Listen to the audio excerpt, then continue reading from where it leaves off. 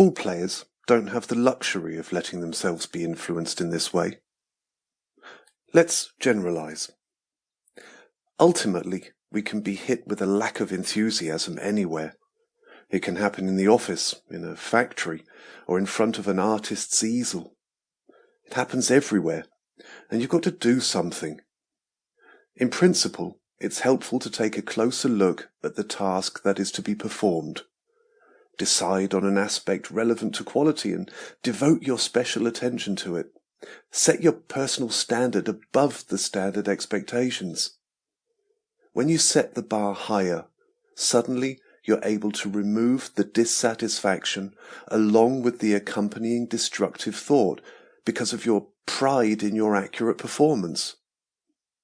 Higher concentration redirects our attention back to a far more constructive thought pattern.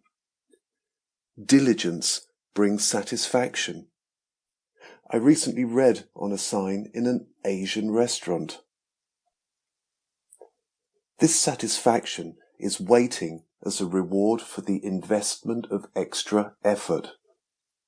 Of course, there are also concrete reasons for failure that lie outside our sphere of influence.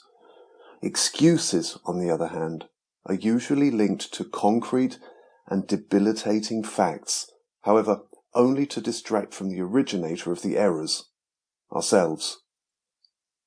Back to pool. Some of my shots in these deciding situations also take longer than they used to. However, due to my concentration on relevant details, the negative thoughts, heat, moderately difficult shot, shaft of the cue stick doesn't glide, etc., they no longer have any room. They're simply blanked out. Negative thoughts can be consciously eliminated, and anyone who grasps this concept can also put it into practice.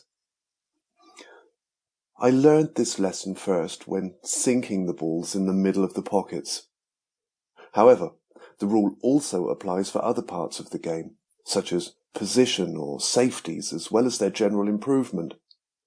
The key words are standard, diligence, satisfaction, and pride. Pay attention to the other people's eyes. You'll be able to see whether someone wants to be more. You can tell whether a person is putting all he's got into the game. Body language alone doesn't show it.